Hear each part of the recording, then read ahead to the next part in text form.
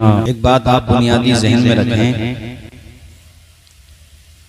कि हुजूर की पैदाइश इस तरह से नहीं है जैसे कि बाज़ लोग समझाने की कोशिश करते हैं कि भाई जैसे और लोग पैदा हुए वैसे ही हुजूर भी पैदा हुए, तो उनके मिलाद का या उनकी पैदाइश का इतना जिक्र करने की क्या ज़रूरत है। ये उनकी गलत बात है, ऐसा हरगिज़ नहीं है, बल्कि हुजूर की आमद का तज़किरा एक जैसे बाज़ लोग कहते हैं कि एक मसलक या एक ग्रुप वो लोग कहते हैं, हालांकि ग्रुप तो वो हैं जो हमसे कट के गए, हम तो सवादे आज़म हैं माशाअल्लाह, बेशक हम तो माना अलैहि व अस्हाबी उसी पे चल रहे हैं अल्हम्दुलिल्लाह। मैं कुरान से आपको बताता हूं कि ये आपको पता चले कि हुजूर की आमद है ही इस काबिल के उसका जितना तस्करा किया जाए कम है। कुरान इस पे गवाह है, कुरान से बाहर तो कोई नहीं हो सकता, जबान से तो कह नहीं सकता, कुरान से बता रहा हूं मैं आपको। 28वां पारा सूरह सफ आयत नंबर 6, वइज़ क़ाल ईसा इब्न मरियम या बनी इसराईल इन्नी रसूलुल्लाहि इलैकुम मुसद्दिक़न लिमा मअकुम। हजरत ईसा ने, किसने बोलो, हजरत जो अंबियाए किराम हुजूर से पहले आए उनमें सबसे आखिरी नबी हजरत ईसा हैं। हजरत ईसा के बाद फिर नबी आखिर ज़मां तशरीफ लाए। हजरत ईसा बनी इसराइल से खिताब करते हुए कहते हैं कि मैं अल्लाह का रसूल हूं और तस्दीक करता हूं उसकी जो तुम्हारे पास है, यानी तौरात।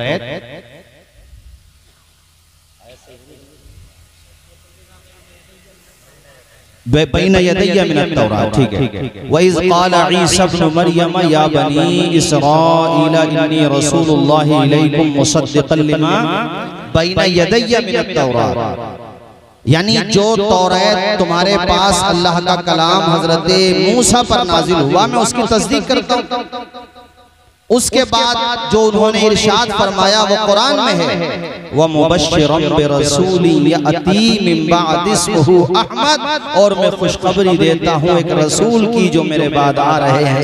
सुभान अल्लाह, माशाअल्लाह। हुजूर अभी दुनिया में तशरीफ तो नहीं लाए, ऊंचा बोलो हुजूर दुनिया में तशरीफ तो अभी हुजूर दुनिया में तशरीफ नहीं लाए। ये बात है हुजूर की आमद से तकरीबन 550 साल पहले की, और हजरत ईसा ये फरमा रहे हैं, और कुरान में है ये, इसका कौन इनकार कर देगा।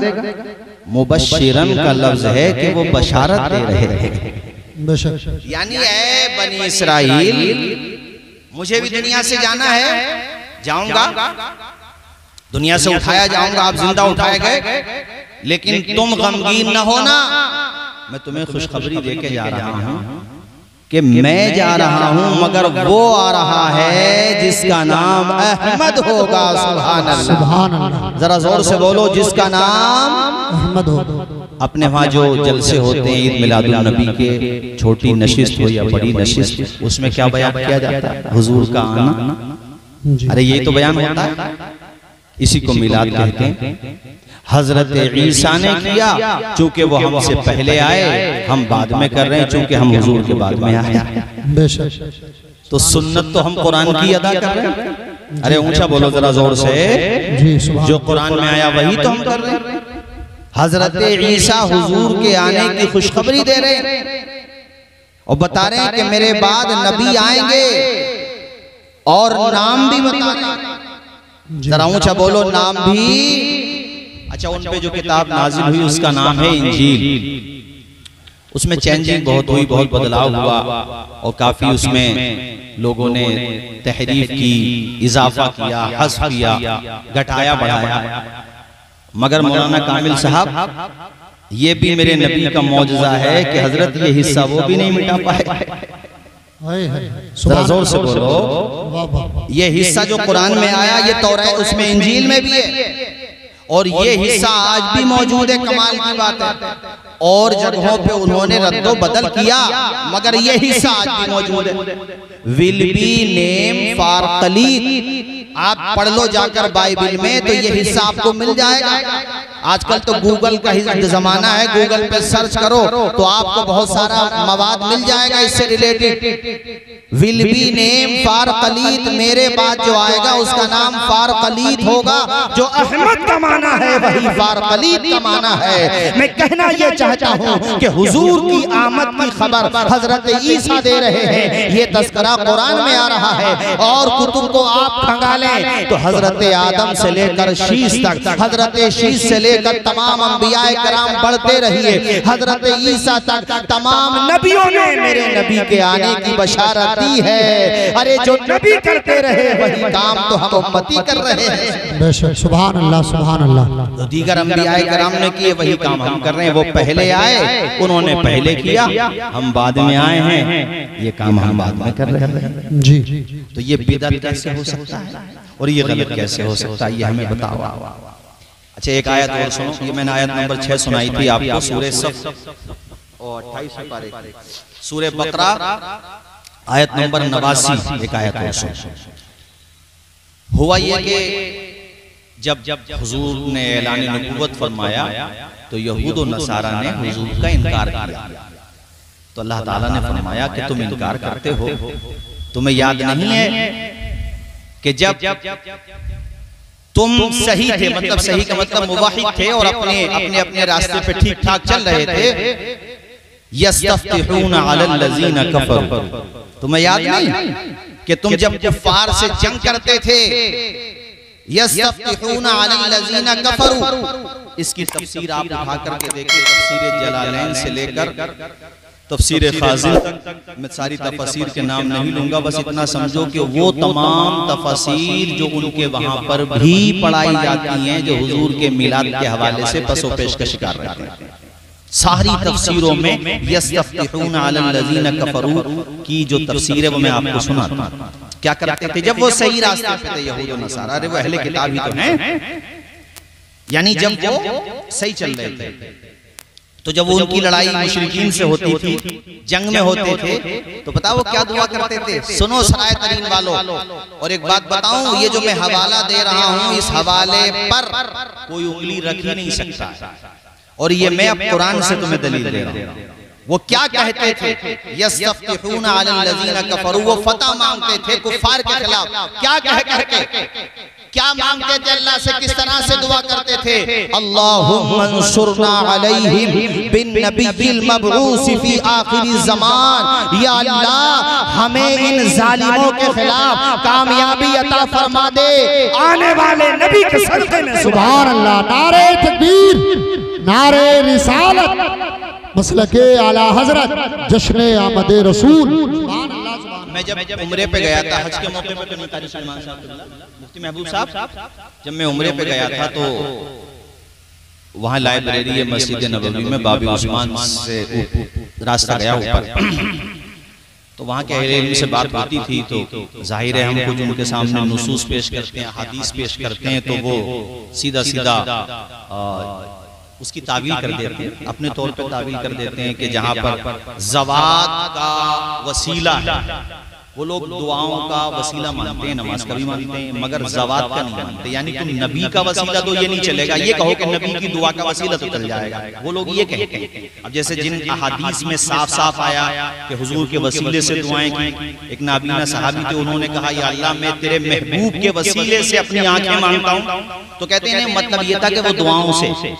तो मुझे खूब ध्यान है कि मैंने ये आयत उनके सामने पेश की और मैंने कहा चलो जब हुजूर बाक़ायदे हयात दुनियावी थे तब तो आप ये तावील कर सकते हो कि हुजूर की दुआ मुराद है, हुजूर की जात मुराद नहीं है। मैंने कहा मेरे लाल अभी तो हुजूर पैदा भी नहीं हुए हैं, अभी हुजूर की दुआ कैसे मुराद हो जाएगी? यहाँ पर मतलब ये है कि नबी की जात ही मुराद है। अभी तो दुनिया में हुजूर तशरीफ नहीं लाए और वसीले से दुआ मांगी जा रही है। क्या पढ़ते थे वो? अल्लाहुम्मा अल्लाहुम्मा अंसुरना बिन नबिय्यिल मबऊस फी आखिर ज़मान, या अल्लाह हमें कामयाबी दे, और अल्लाह कामयाबी देता था। वाह वाह वाह वाह, जरा जोर से बोलो अल्लाह कामयाबी। अब यहाँ पर क्या ताबीर करोगे? तो जब ज़वात का वसीला उस जमाने में शिर्क नहीं था तो अब कैसे शिर्क हो गया? आगामी तो बदल सकते हैं, कुफ्र और शिर्क का तो वही हुक्म रहेगा जो पहले था अब भी था, शिर्क का हुक्म तो वही रहेगा, अहकाम बदल सकते हैं। हाँ, कोई कह सकता है ये पिछली उम्मत की बात है, तो तुम अगर ये हिम्मत करो कि पहले कोई काम ऐसा था जो कुफ्र था और अब वो खत्म हो गया, तो फिर कहो कि पहले तौहीद भी कहो, फिर ये बढ़ाते रहो आगे बातें। कुफ्र कुफ्र ही रहा है हर जमाने में। सजदे के मामले में वो कह सकते हैं, तो यार सजदे इबादत तो हर जमाने में शिर्क ही रहा है, अहकाम बदले हैं हजरत। तो ये बिन नबील मबऊस कहना, और मैं ज्यादा तफसीर के नाम नहीं लेता, तफसीर जलालैन वहां भी पढ़ाई जाती है हजरत, उसमें साफ साफ लिखा हुआ है, और भी तफसीर पढ़ लो, साफ साफ लिखा हुआ है कि यहूद जब लड़ते थे दूसरों से, तो वो ये आखिरी जमाने में जो नबी तशरीफ लाएंगे खातमुन नबीयीन के वसीले से दुआएं करते थे, तो अल्लाह ताला उनसे फरमा रहा है कि पहले तो मेरे महबूब के वसीले से दुआएं करते थे, फलम्मा जाअहुम मा अरफू कफरू बी, और जब वो आ गए तो तुमने उनका इनकार कर दिया। वाह वाह, क्या बात। पहले जब तुम्हारी नाव अटकती थी, जब तुम परेशानी में होते थे, तो मेरे महबूब का वसीला लेते थे। आज वो तशरीफ ले आए तो मारफ अब पहचान नहीं रहे। पहचानते तो थे, मानते नहीं। जी जी, ऊंचा बोलो, कफरू भी, और इनकार कर दिया करते थे। अब मुझे एक बात बताओ मेरे साथियों, बस मैंने 2 आयतें पढ़ी, और भी आयत पढ़ूंगा मैं अभी। इतना समझो कि जिनके आने की बशारत यूसुफ हजरत ईसा अलैहिस्सलाम के जरिए से कुरान में मौजूद है, और मैंने सूरह बकरा की आयत नंबर 89 आपको सुनाई, ऐसे ही और भी आयत मैं आपको सुना सकता हूँ। जनाबे वाला ये छठे पारे में छठे पारे में सूरह मायदा की आयत है, कद जाअकुम मिनल्लाहि नूरुन व किताबुम मुबीन। और भी आयत पढ़ते चले जाओ, इन सारी आयतों में हुजूर की आमद का ही तो तज़किरा हो रहा है। तो जो बात कुरान कह रहा है वही बात अल्हम्दुलिल्लाह हम गुलामाने मुस्तफ़ा उस पे अल्लाह की दी हुई तौफीक के मुताबिक अमल कर रहे हैं। तो हमारे मिलादे मुस्तफ़ा के जलसों में, जुलूस में यकीनन इस्लाह की तो जरूरत है, मगर नफ्से मिलाद को, नफ्से जुलूस को तुम गलत नहीं कह सकते हो। मिलाद का तस्करा कुरान में मौजूद है, मिलाद का तस्करा हदीस में मौजूद है। अब कोई अगर ये कहे मिलाद को हम मानते हैं, लेकिन दिन मनाने की क्या वैल्यू है, दिन का क्या जरूरी है कि 12 को आप इतना मेंशन करो, 12 रबीउल अव्वल जिस दिन हुजूर पैदा हुए उस दिन की क्या खुसूसियत है, उसको मेंशन करने की क्या जरूरत है? भाई अल्लाह के यहाँ दिन की भी अहमियत है। जरा ऊंचा बोलो, क्या कहा मैंने? सूरह मरियम हजरत यहया की पैदाइश के हवाले से दिन का जिक्र कुरान में हुआ कलीम भाई। वसलामुन अलैहि यौमा वुलिद। जरा ऊंचा बोलो, क्या कहा? अल्लाह पाक ने फरमाया और सलाम हो यहया पर यौमा वुलिदा, जिस दिन वो पैदा हुआ। क्या बात है। पैदाइश का दिन आया कि नहीं आया? अरे ऊंचा बोलो, आया कि नहीं आया? और हजरत ईसा फरमाते हैं वस्सलामु अलैया यौमा वुलिद, और मुझ पर सलाम हो जिस दिन में पैदा हुआ। अरे ऊंचा नहीं बोलोगे जोर से? लेकिन मौलाना जुबैर साहब आपने बहुत अच्छी तरफ तवज्जो दिलाई। जब आप तकरीर कर रहे थे तो मेरे जहन में आया कि मैं इस तरफ थोड़ा सा अपनी तौर से भी कुछ अर्ज करता हूँ। आपने बहुत अच्छा किया। देखो सरायतरीन वाले इस बात को याद रखो, हुजूर के मिलाद के तकद्दुस को बाकी रखो। ऐसी कोई हरकत न करो कि दूसरों को अंगुष्ठ नुमाई का मौका मिले। कल एक जगह में जलसे में था तो वो मुझसे कहने लगे, हजरत उनके यहाँ पर वो हुआ और ये हुआ, वो सब अपने तौर पर कह रहे थे, तो उनके तो बड़े डीजे थे। तो हमने कहा हम नबी का जुलूस किसी को चिढ़ाने के लिए नहीं निकालते हैं, बल्कि हम तो नबी का जुलूस गरीबों की मदद करने के लिए निकालते हैं। हमारा मकसद किसी से मुकाबला, किसी को परेशान करना नहीं होता। तो लिहाजा अपने ठेलों पे, अपने ट्रैक्टर्स पे, अपनी टिलारियों पे और अपनी गाड़ियों पे, छोटे हाथी पे, बड़े हाथी पे, या इस पे जनाबे वाला ये दर्जन भर डीजे रख करके नुमाइश करना और उसमें एक साथ इतनी नातें मनकबतें कि किसी की आवाज समझ में नहीं आए, तो ये नाक ऊंचा करने का मैटर नहीं होता है मिलादे मुस्तफा का। अरे ये तो वो मौका होता है कि अगर किसी गरीब की एम्बुलेंस जा रही है, किसी की जरूरत ही नहीं पड़े, तुम उसको रास्ता दे दो ताकि वो गैर मुस्लिम भी है तो अपने समाज में जाकर के कहे कि जुलूस कैसे निकाला जाता है मोहम्मद अरबी के गुलाम जानते हैं। बेशक बेशक, सुभान अल्लाह। किसी को तकलीफ पहुंचाने का क्या मतलब? हमारा मकसद ये थोड़ी है कि हमारा झंडा ऊंचा हो, किसी का डंडा पैदा है, ये मकसद थोड़ी है। हजरत ने भी मुझसे अभी फरमाया था कि आप थोड़ा सा, हालांकि मैंने कहा, बोले नहीं आप ही मेरी तरफ से कह दो, तो इमाम शहर की तरफ से भी कहता हूँ मैं, तमाम उलमाए ज़वील एहतराम तशरीफ फरमा सबकी तरफ से, जहाँ तक मौलाना कामिल साहब मेरी आवाज पहुंचे मैं सबसे कहता हूँ, बावुज़ू होकर निकलिए और सुबह को फजर की नमाज जरूर पढ़िए, और जब पढ़ ही ली तो नियत ये कीजिए मौला जो गफलत हो जाती है उसको दूर कर दे मेरे मालिक, और हमें पंजवक्ता नमाजी बना दे। सुभान अल्लाह। रब्बे सल्लिम, क्या बख्शा सलातो व सलाम। हजरात तो मेरा मकसद, हाँ मेरा मकसद ये है कि आप हजरात जुलूस निकालें तो अदब और एहतराम के साथ। अच्छा एक दफा मौलाना साहब आपने मुझे ध्यान आता, आपने शायद हमें कुछ दिखाया था, वो बैनर पे जो है हुजूर का नाम लिखा हुआ था, तो बाज लोग जो है बड़ी बेहतियाती का शिकार होते हैं, वो बैनर लगा हुआ है और उन्हें यही नहीं पता हम बैठे कहाँ, इस चीज का भी ख्याल है।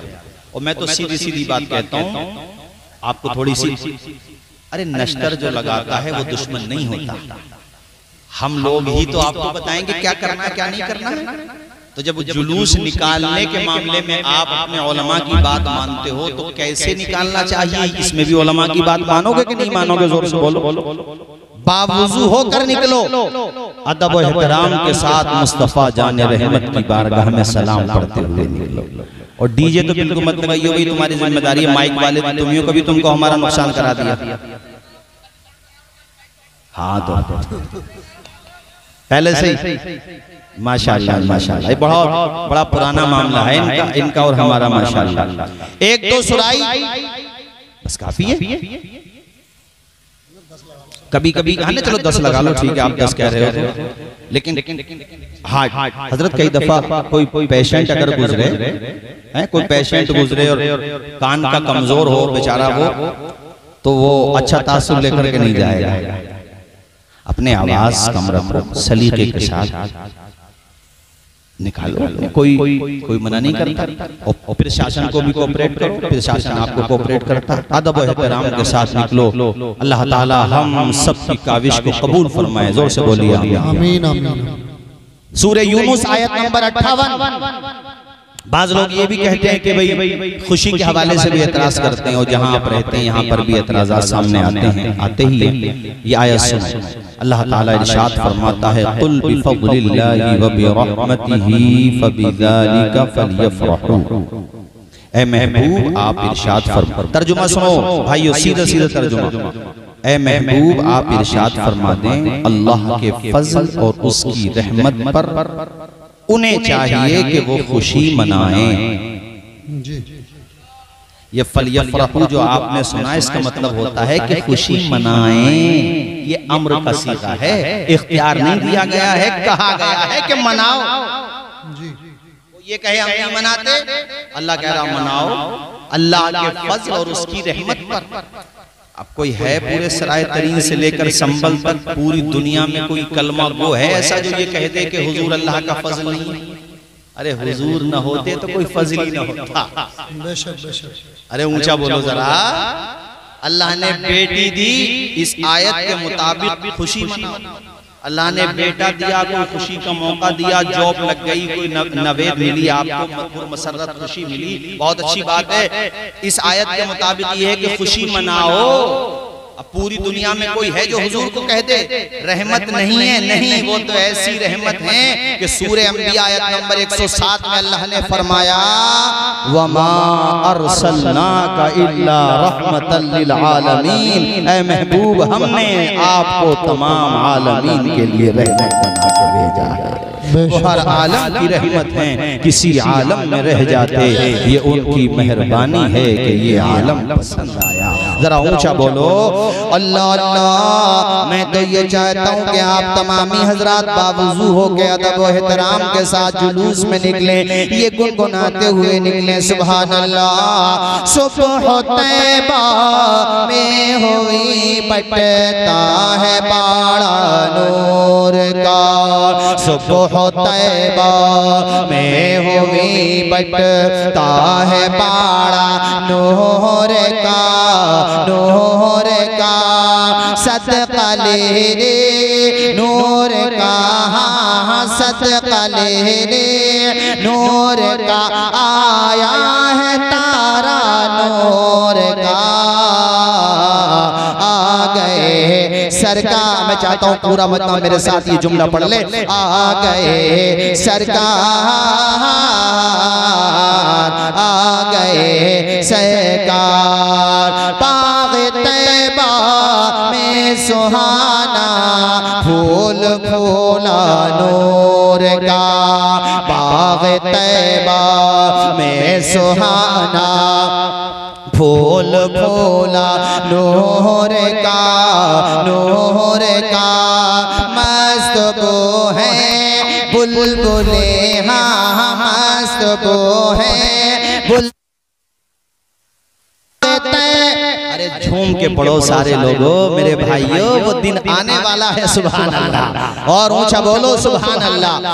बाग़ तैबा में सुहाना फूल फूला नूर का, बाग़ तैबा में सुहाना फूल फूला नूर का, नूर का मस्त वो है बुलबुले, हाँ मस्त वो है बुलबुले, पढ़ती है कलमा नूर का, आ गए सरकार,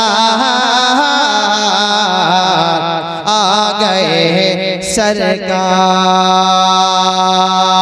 तेरी नस्ले पाक में है बच्चा बच्चा नूर का, तेरी नस्ले पाक में है बच्चा बच्चा नूर का, तेरी नस्ले पाक में है बच्चा बच्चा नूर का, नूर का।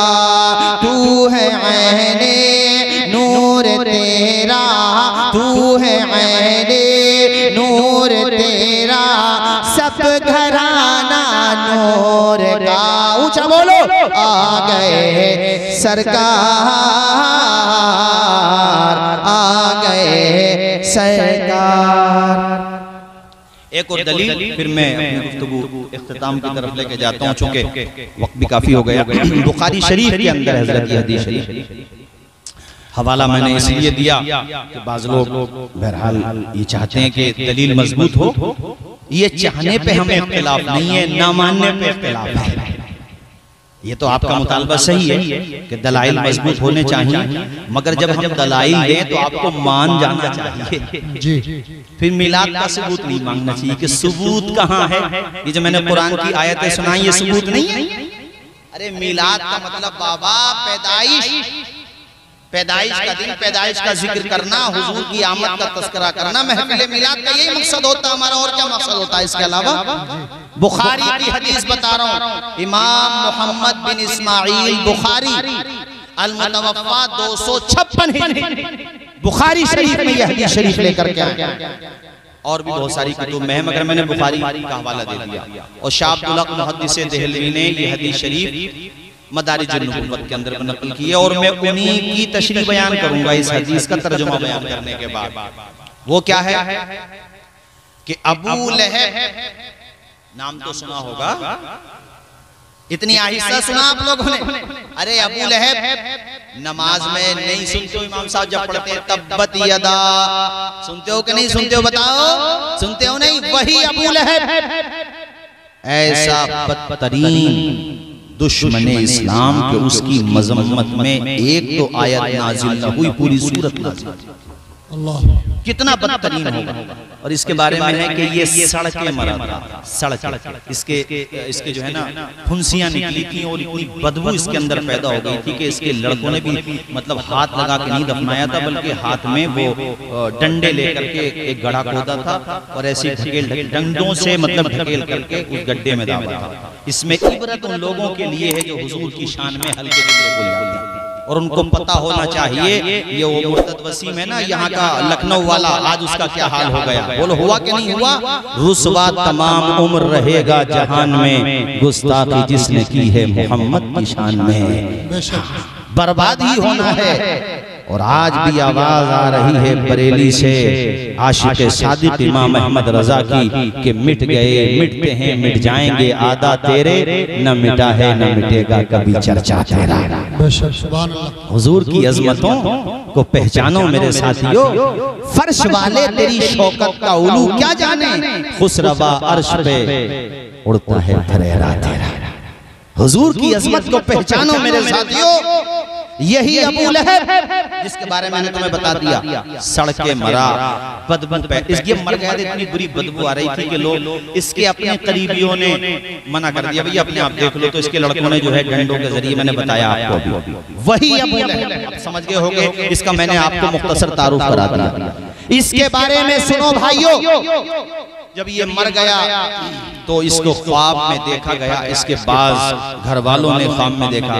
बताया जाता है कि हजरत अब्बास ने इसको ख्वाब में देखा तो इससे पूछा, भाई जैसे ख्वाब में पूछा कि कैसी कटी, नहीं समझे? अरे मरने के बाद कैसी गुजरी उन्होंने पूछा। का गुजरने क्या है, रोजाना ही पिट रहे हैं, रोजाना धुनाई है, अजाब ही अजाब है चारों तरफ। मगर उसने कहा, मगर मुझे उस उंगली से पानी के कुछ कतरे दे दिए जाते हैं जो उंगली मैंने मोहम्मद इब्ने अब्दुल्लाह की पैदाइश की खुशी में अपनी बांदी को आजाद करने के लिए यूं उठाई थी।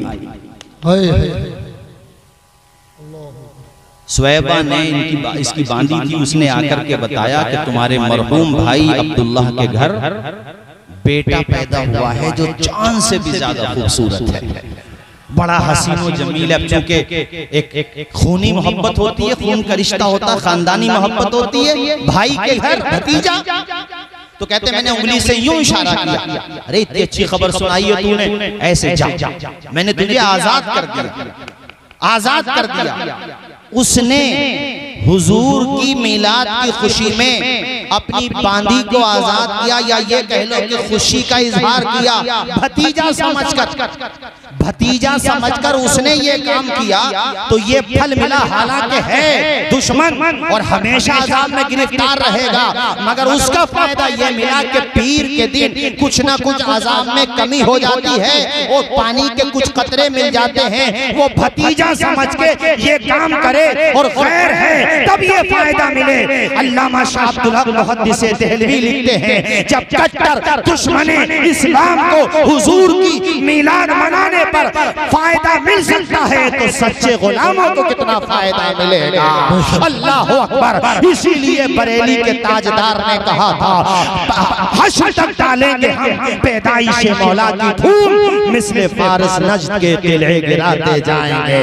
अल्लाह अकबर कबीरा। अब मैं तुम्हें बताना ये चाहता हूँ मेरे साथियों, कल को कोई ये एतराज भी कर सकता है कि कुरान में तो ये आया है कि कुफार का अज़ाब कभी खत्म नहीं हो सकता, कम नहीं हो सकता। हाँ आया है, हमारा यकीन है, अकीदा है, मगर ये हुजूर की मिलाद की खुसूसियत है, यह हुजूर की निस्बत की खुसूसियत है। और दूसरी बात, आयत का मतलब यह है कि कभी अजाब खत्म नहीं हो सकता, हमेशा हमेशा अजाब में रहेगा।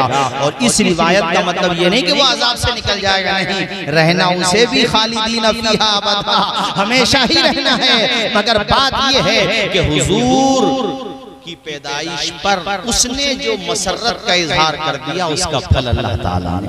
अच्छा, मैंने बाज लोगों को देखा कि 63,000 और तुम्हारे 70,000 बाज 1 लाख के एप्पल का मोबाइल खरीदने के बाद उस पे लिखने के झंडियां लगाना जायज नहीं है। बेचारा वो 10 रुपए की झंडी लगाया है तो 1 लाख रुपए का मोबाइल लेके घूम रहा है और फिर कहता है कि झंडियां लगाने में इसराफ खर्ची है। और भाई अच्छे काम में फजूल खर्ची नहीं होती बशर्ते के उसका अदब और एहतराम भी रखा जाए।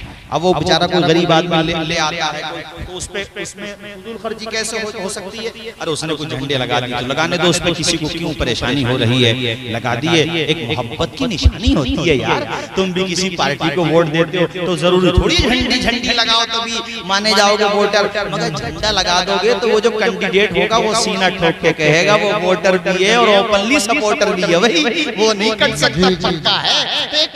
उर्फे आम में एक इजहार होता है, एक मोहब्बत के इजहार का तरीका होता है, ये कह लीजिए। तो किसी ने अगर लगा दी इस खुशी में कि हुजूर की आमद का महीना है, हुजूर की पैदाइश का महीना है, ओ साहिबो अगर मेरे सरकार न होते तो दुनिया में होता ही कौन? इमाम अहमद रजा कहते हैं वो जो न थे तो कुछ न था, वो जो न हो तो कुछ न हो, जान है वो जहान की और जान है तो जहान है। इसलिए मेरे भाइयों हुजूर के तस्करों की महफिलें सजाइए, मेरे आका के जिक्र जमील के कसीदे गाइए, सरकार की मोहब्बत में नाते गुनगुनाइए, सरकार की मोहब्बत में अल्लाह जितना तौफीक दे सदका खैरात भी कीजिए, लोगों के काम आइए, यतीमों की मदद कीजिए। अभी मैंने किसी का पैगाम पढ़ा, मैं सोशल मीडिया पे पढ़ रहा था, बड़ा अच्छा किसी ने लिखा, उसने कहा कि काश ये तंजीमें जो जलसा कराती हैं, जुलूस में पैसा खर्च करती हैं, ये भी कार्य खैर है, मगर एक काम और कर लें। उन्होंने आगे लिखा काश यही लोग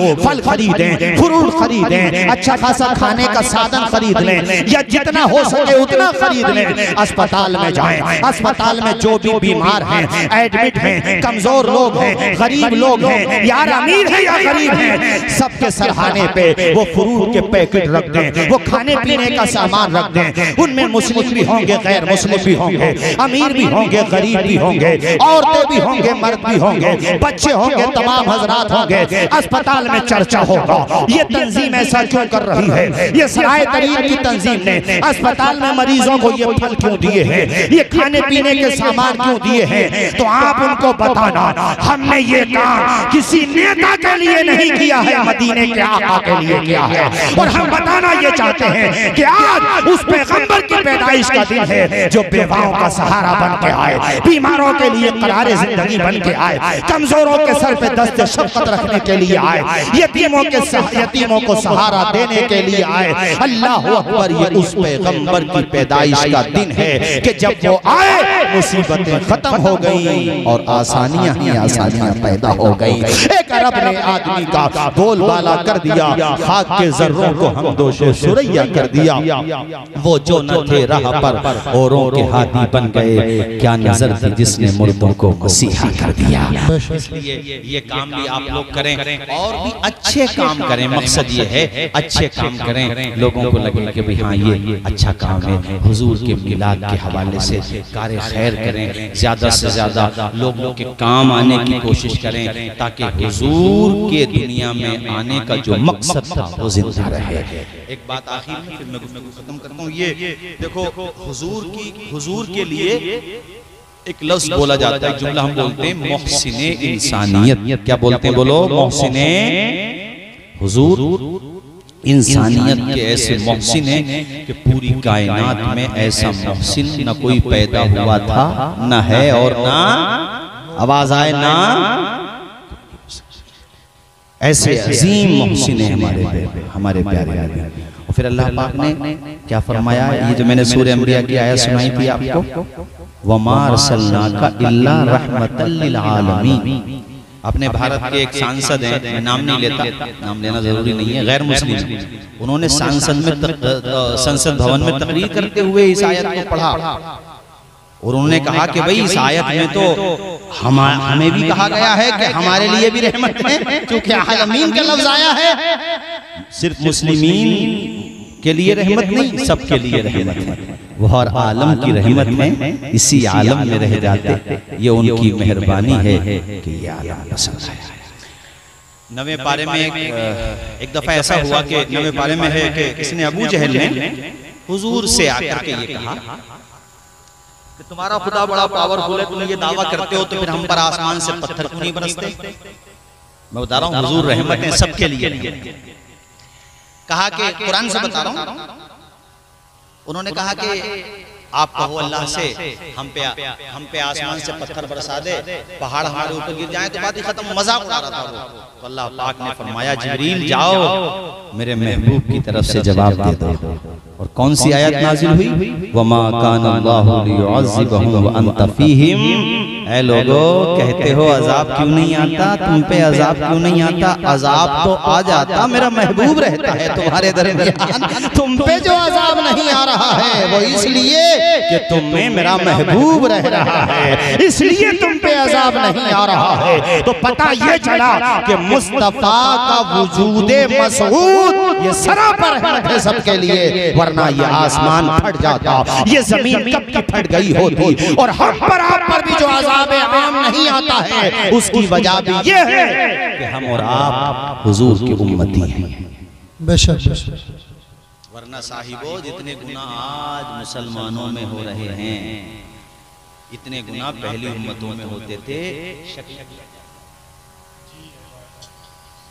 और सिर्फ ये नहीं कि मस्क हो गए चेहरे, बंदरों की शक्ल में हो जाते थे चेहरे, बंदरों की शक्ल। और कैसे बंदर? ये नहीं नॉर्मल जो घूमते हुए नजर आते हैं, खासीन धुतकारे हुए। कहा गया था कौम से कि तुम हफ्ते के दिन शिकार मत करना मछलियों का, तो उन्होंने शिकार करने का दूसरा रास्ता इख्तियार किया। ये रास्ते तो अपने मुसलमानी बहुत इख्तियार कर रहे हैं सूद लेने में। बात हाँ क्लियर कहूंगा, बुरी लगे जाए, सीधी सीधी बात है। सूद लेने में, रिश्ते हराम कमाने में कि यूं ही तलाश कर लो और ऐसे ही अबे सीधे सीधे तिजारत कर ले, बिला वजह की बातें मत कर। दुनिया से कोई दौलत अपने साथ लेके न गया, कारून हो, शद्दाद हो या हामान हो, वो भी गए तो खाली हाथ थे। सिकंदर बादशाह के बारे में सुना तो नहीं है और पढ़ा तो नहीं है, सुना है। अब चलो ये सुनी सुनाई भी कह दो तो इसमें कोई ऐसा हुक्म न लगने का कि भाई हमारा हाथ जो है जरा बाहर कर दियो कफन से। हर सुनी सुनाई बात झूठी भी नहीं हो सकता सच्ची हो, कि हमारे हाथ कफन से बाहर कर दियो। क्यों? सिकंदर बादशाह ने कहा इसलिए ताकि दुनिया को सबक हासिल करे। दुनिया को फतह करने वाला भी दुनिया से जा रहा है तो खाली हाथ जा रहा है, कुछ लेकर के नहीं जा रहा है।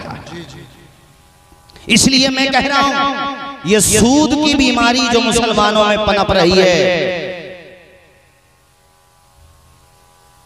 72 दर्जे हैं सूद के, 72 या 70, मुझे थोड़ा सा डाउट हो रहा, 70 या 72 ये दर्जे, शायद 70 हैं।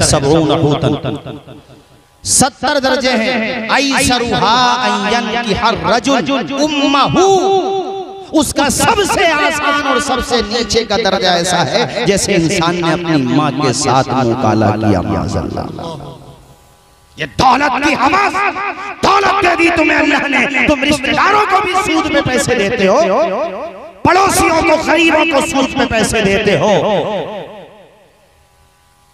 मत दो पैसे, कर्जे में मत दो, दिल नहीं दिया है, दिल नहीं है तुम्हारे पास मत दो, मगर सूद लेकर के अपनी दुनिया और आखिरत तबाह और बर्बाद मत करो। यमहकुल्लाहु रिबा व युर्बिस सदक़ात।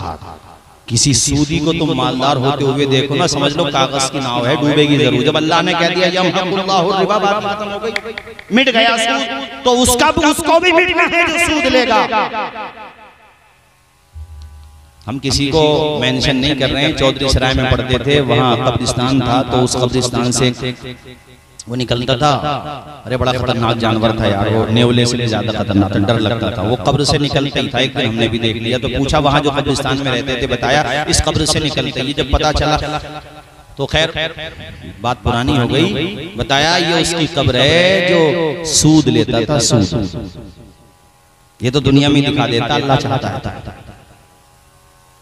दूर रहो इन बुराइयों से, अर्ज करने का मकसद ये है कि आज इतने जराइम, सूद हो, शराब हो और जनाबे वाला बेहयाई हो और न जाने कैसी कैसी बीमारियां हमारे समाज में पनप रही हैं। मुझे ये भी खबर मिली है और मैंने पहले भी अर्ज किया था, ये जो नशे की बीमारी है हमारे जवानों में, तुम्हारी सेहतें बर्बाद हो जाएगी, तुम्हारा परेशानी हाल कौन होगा। यार अल्लाह के पैगंबर फरमाते हैं मुझे वो मोमिन पसंद है जो ताकतवर हो। ताकतवर मोमिन ज़ईफ मोमिन से बेहतर होता है। जब तेरे जिस्म में ताकत ही नहीं रहेगी, नशा करने वाले के जिस्म में ताकत नहीं रहती, याद रखो वो नशेड़ी होता है। जो जुस्सा भी नजर आता, जसामत नजर आती है, उसमें कुछ नहीं होता सिवाय क्या है, वो गूदा गूदा भरा हुआ, कुछ नहीं। कोई एक बुत मार दे वैसे गिर जाएगा, कुछ नहीं रहता उसमें। शराब, नशा, कैसी कैसी बीमारियां, इतनी बीमारियां हो गई फिर भी तुम पे अजाब नहीं आता। तो कभी इतराना नहीं कि हमारा कमाल है, तुम्हारा कमाल नहीं है। ये मुस्तफा जान रहमत की दुआओं का कमाल है। वमा कान अल्लाहु लियुअज़्ज़िबहुम व अंत फ़ीहिम, इस आयत का फैज़ान है जो आम अजाब नहीं आता। वरना पहली उम्मतों में एक उम्मत का तस्करा कुरान के पहले पारे सूरह बकरा में है। उनसे कहा गया था कि पीर हफ्ते के दिन शिकार मत करना, तो उन्होंने क्या काम किया सराय तरीन वालों, जो नहर में मछलियां जाती थी तो उनके खेत के आसपास में, तो खेत में उन्होंने क्या बोलते हैं उसे, हाँ नालियां निकालनी। हम अपने देहात में उसको बराबर वो तो वो पानी के बहाव से मछलियां भी आ जाती थी। अरे तो उन्होंने कहा हम कोई शिकार थोड़ी करें, वो तो खुद ही आ जाती हैं। पता है इस नाफरमानी की सजा क्या मिली थी उन्हें? सराय तरीन वालों पता है इस नाफरमानी की सजा क्या मिली थी? और फिर अपने गुनाहों को देखो और उनकी ये नाफरमानी देखो और उनकी सजा देखो और तुम्हारे ऊपर खुदा का रहम देखो।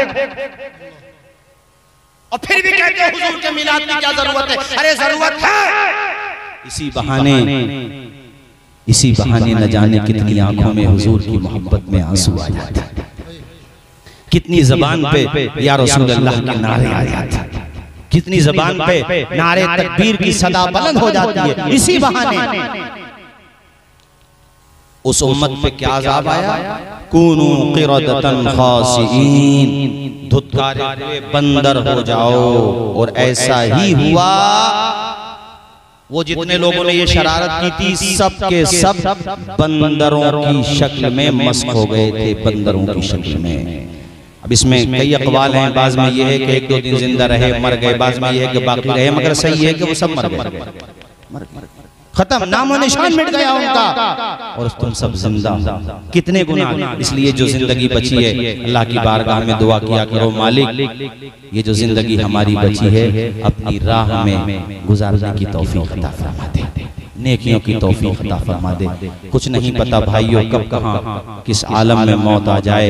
अल्लाह से दुआएं किया करो, या अल्लाह महफिल मिलाद के सदक़े में मालिक इस माह मुबारक की बरकत से हम सबों को गुनाहों से मुआफ़ फरमा, हम सबों के गुनाहों को मुआफ़ फरमा दे और हम सबों को नेकियों की तौफीक अता फरमा दे।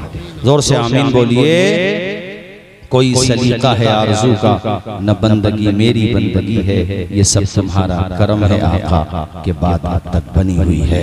हजरात ये मैंने चंद बातें आपके सामने अर्ज़ की। कोई बात खिलाफ शरा अगर ज़बान से सरज़द हुई हो, मैं भी कलमा पढ़ता हूँ, मेरे साथ आप भी पढ़ लीजिए। अशहदु अल्ला इलाहा इल्लल्लाह व अशहदु मुहम्मदन अब्दुहु व रसूलुहु सल्लल्लाहु तआला अलैहि व आलिहि व अस्हाबिहि व बारक।